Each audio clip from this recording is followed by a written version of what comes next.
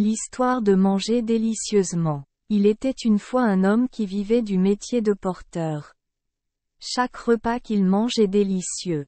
Quand il a le temps, il va souvent en ville pour manger dans un certain restaurant.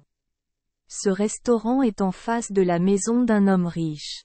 Cet homme riche le voyait souvent manger délicieusement et il se demandait: comment ce pauvre homme mange-t-il toujours aussi bien? Pourquoi mange-t-il autant? Pourquoi n'ai-je pas besoin de manger comme ça? Un jour, l'homme riche a rencontré son ami, un homme d'affaires vivant à la périphérie de la ville. Le riche vous parle de l'appétit du portier. Le commerçant fut également surpris. Il dit: je ne mange que très peu. Il n'y a jamais un repas que je trouve délicieux. La nourriture reste coincée dans ma gorge et je ne peux pas avaler. Voyons ce qui arrive quand ce porteur devient un homme riche comme nous. Le riche marchand décida d'inviter le portier chez lui et de lui donner beaucoup d'or et d'argent. Pensant cela, le lendemain il a invité le portier à venir et lui a dit: eh mon pote, j'ai un travail pour toi, viens chez moi. Le portier suivit le commerçant chez lui. Le commerçant détenait la clé pour ouvrir la porte. Le portier a vu la maison pleine de cuivre rouge pur. Il ouvrit à nouveau la deuxième pièce, remplie de pièces d'or. Le portier demande au propriétaire de la maison: monsieur, vous m'avez dit de venir ici pour quelque chose, alors qu'est-ce que c'est? Le marchand répondit: prenez l'or, tout ce que vous obtenez est à vous. Je vous ai invité ici pour cette raison. Le portier a rapidement noué son pantalon et ses manches de chemise. Puis il le remplit d'or. Quand il eut fini, il rentra chez lui avec ses vêtements remplis de pièces d'or. Une fois rentré chez lui, il mit les pièces d'or dans un bocal. Mais il n'était pas plein à ras-bord, il restait environ 4 doigts supplémentaires. Le portier se dit: cette jarre doit être remplie d'argent. Je n'achèterai plus de riz ni de vêtements. Je collecterai chaque centime jusqu'à ce que le pot soit plein. Pensez à comment il a fait ça. Il n'osait pas manger, n'achetait pas de nouveaux vêtements pour lui, sa femme et ses enfants. Un jour, le portier rencontra le marchand qui lui donna de l'or. Le marchand le vit avec surprise et lui demanda: pourquoi ton visage est-il si hagard? Pourquoi es-tu si maigre?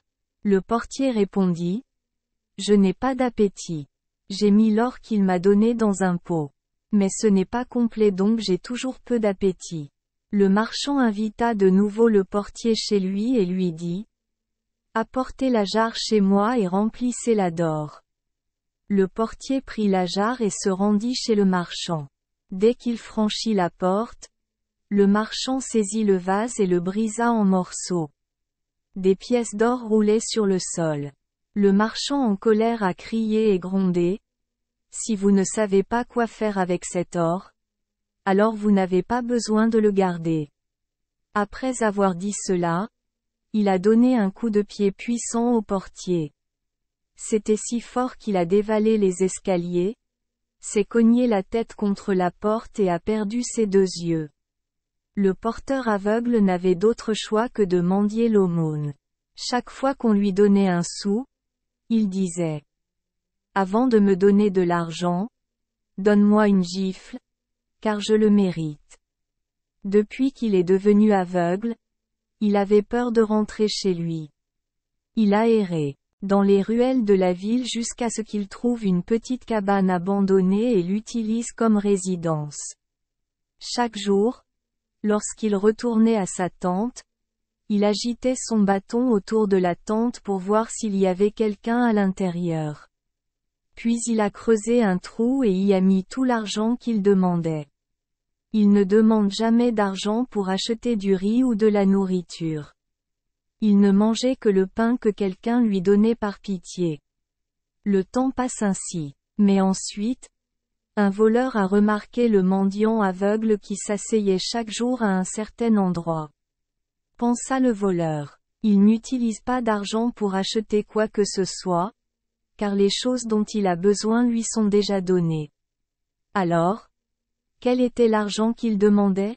Un soir, un voleur a suivi un mendiant. Il le suivit très légèrement et se faufila dans la cabane. Il évita soigneusement le bâton du mendiant en le faisant tourner autour de la tente.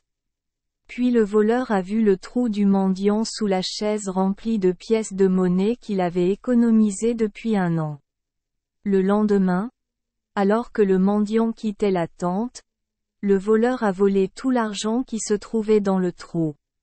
Le voleur a immédiatement utilisé cet argent pour construire une maison, ouvrir un magasin et devenir un homme riche.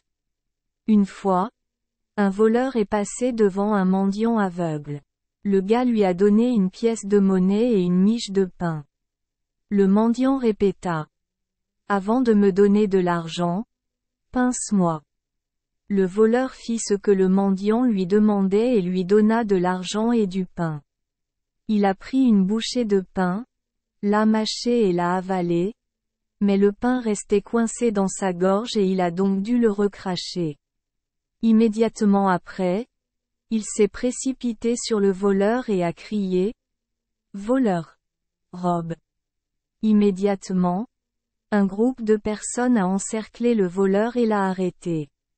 La police a emmené les 2 personnes au commissariat. Le mendiant aveugle dit: « Cette personne a volé tout l'argent que j'avais économisé. » La police a demandé: « Vous êtes si aveugle? Comment le saviez-vous? » Le mendiant expliqua: « La miche de pain qu'il a achetée était avec mon argent.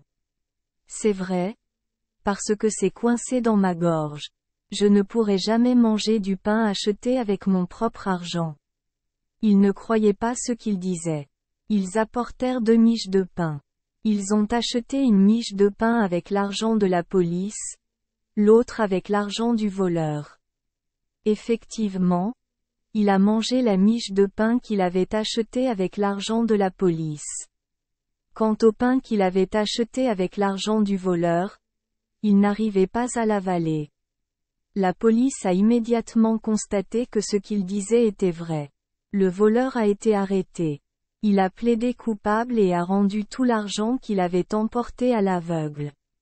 L'aveugle est allé chez un médecin pour soigner sa vue, puis sa vue est redevenue normale. Merci les enfants des Esperluette Croisillon 39.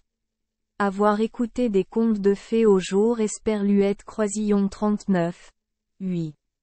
Espérons que les histoires apporteront aux enfants des moments heureux et significatifs. Si vous aimez notre chaîne, veuillez appuyer sur le bouton S Esperluette Croisillon 39.